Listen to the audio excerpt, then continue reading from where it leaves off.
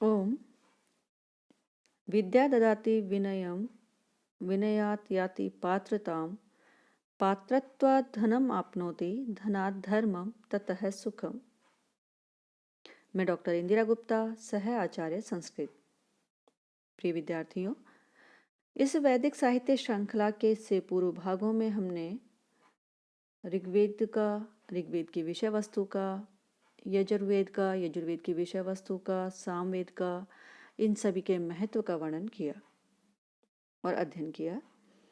आज हम इस भाग में अथर्ववेद संहिता का अध्ययन प्रारंभ करेंगे। विद्यार्थियों, वेदों की चारों संहिताओं में अथर्ववेद की एक निजी और अन्यतम विशेषता रही है। इस वेद के अथर्व शब्द की सुंदर व्याख्या यास्काचार्य के निरुक्त तथा गोपद ब्राह्मण में उपलब्ध होती है। निरुक्तकार के अनुसार थर्व धातु गत्यर्थक है और अथर्व का अर्थ है गतिहीन अथवा स्थिरता युक्त। अथर्वाणो अथर्वणवन्तः अथर्वतेश्चरति कर्म तत्प्रतिषेध है। और इस व्युत्पत्ति की दृष्टि से अथर्ववेद में उस योग का कथन है जिससे चित्त में स्थिरता एवं दृढ़ता लाई जा सके। गोपथ ब्राह्मण ने अथर्वा शब्द को अथर्वाक शब्द का संक्षिप्त रूप कहा है। तदनुसार गोपथ ब्राह्मण ने इसका अर्थ प्रस्तुत किया है समीपस्थ आत्मा को अपने अंदर देखना। इस अभिप्राय के अनुसार अथर्ववेद वह संहिता है जिसमें आत्मा को अपने अंदर देखने की शिक्षा है। वर्तमान युग में इस संहिता का अथर्ववेद नाम ही सर्वाधिक अथवा एकमात्र प्रचलित नाम है, किंतु प्राचीन काल में इसके विविध नाम थे। इनमें कुछ नाम अन्य ग्रंथों में भी हैं और कुछ नाम स्वयं अथर्ववेद में ही हैं। इन समस्त नामों के आधार रूप में या तो मंत्रद्रष्टा ऋषि हैं अथवा अथर्ववेद में प्राप्त तत्त विशिष्ट विषय वस्तु है जिनके आधार पर ये नाम जाने जाते हैं। ये विभिन्न नाम हैं अथर्ववेद के। एक तो अथर्ववेद ही बोला जाता है उसे, दूसरा ब्रह्मवेद, अथर्वांगिरस वेद, छत्रवेद, छंदोवेद और महिवेद भी इसे कहा जाता है। अथर्ववेद को अथर्ववेद या अथर्व संहिता इसलिए कहा जाता है, ऐसा प्रतीत होता है कि इस वेद का नाम अथर्वण ऋषि के नाम पर पड़ा, क्योंकि इन्हीं ऋषि के द्वारा दृष्ट मंत्रों की संख्या इसमें सर्वाधिक है और यह संख्या है 1768। स आथर्वणो वेदो अभवत्। कुछ विद्वानों के अनुसार थर्व धातु कुटिलता एवं हिंसावाची है, अतः कुटिलता तथा अहिंसा योग से ब्रह्म प्राप्ति कराने के कारण इस संहिता को अथर्ववेद कहा गया, किंतु धातु पाठ में थर्व धातु का यह अर्थ कहीं प्राप्त नहीं होता। इसे ब्रह्मवेद भी कहा जाता है। ऋग्वेदादि संहिताएं होत्र कर्म तथा यज्ञानुष्ठान आदि की प्रतिपादक थीं, ऐसा हम सभी जानते हैं। और उसमें 4 जो ऋत्विक हैं वो कार्य करते थे, होता, उद्गाता, अध्वर्यु, ब्रह्मा इत्यादि। होता जहाँ पर देवता विशेष की प्रशंसा के ऋक् मंत्रों का उच्चारण करता था, वहीं पर उद्गाता उन देवताओं की स्तुति में मंत्रगान करता है, और अध्वर्यु है वह इन यज्ञों का विधिवत संपादन करता है। इस प्रकार के इनके कार्य कहे गए हैं। और जो ब्रह्मा नामक ऋत्विक है वह यज्ञ अनुष्ठान को नाना दोषों तथा वैदिक स्वरों में संभावित त्रुटियों का परिमार्जन करता है। इस प्रकार के इनके कार्यों का निष्पादन होता है।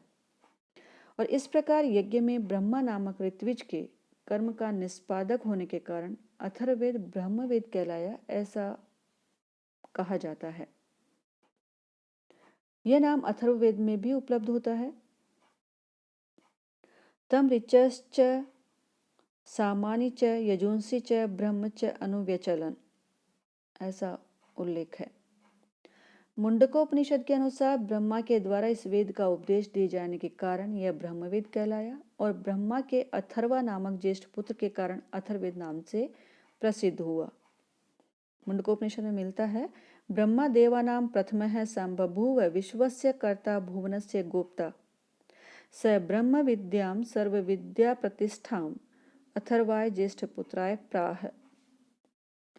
अथर्वांगिरस वेद भी इस वेद को कहते हैं। यह इस संहिता का अत्यंत प्राचीन नाम है।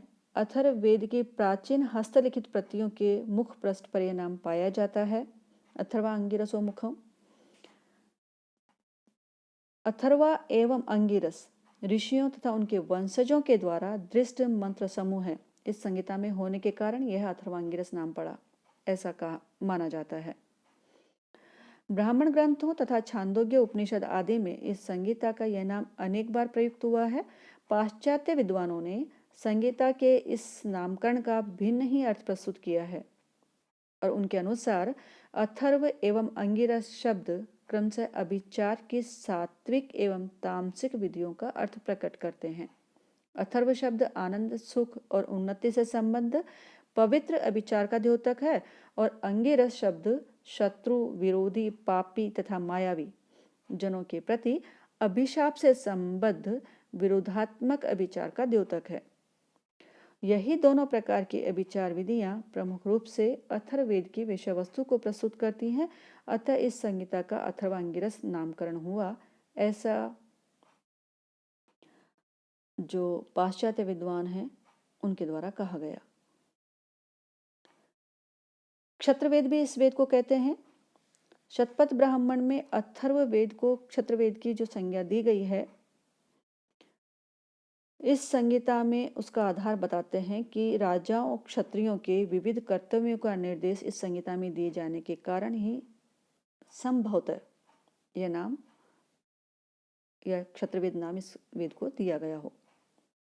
छंदोवेद भी इस वेद को कहा जाता है। अथर्ववेद का यह नाम ऋग्वेद तथा स्वयं अथर्ववेद में भी उपलब्ध होता है।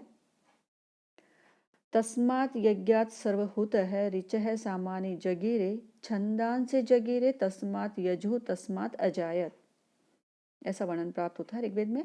और अथर्ववेद में भी कहा गया है ऋचः सामानिन छंदांसि पुराणम यजुषा सह। पुरुष सूक्त में सर्वहूत यज्ञ में उत्पन्न ऋक, साम तथा यजुष के साथ छंद अथर्ववेद की उत्पत्ति कही गई है। महिवेद भी इस वेद को कहा जाता है। स्वयं अथर्ववेद में इस संहिता के लिए मही नामक जो शब्द है वह उपलब्ध होता है। वहां पर कहा गया है ऋच साम यजु मही। अथर्ववेद के 12वें कांड में इस प्राप्त जो प्रसिद्ध महत्वपूर्ण पृथ्वी सूक्त को भी इसका संभवतः कारण माना जाता है कि इस पृथ्वी सूक्त में जो यह नाम आया है उसके कारण इसका नाम मही वेद पड़ा हो। अस्तु, आज इतना ही।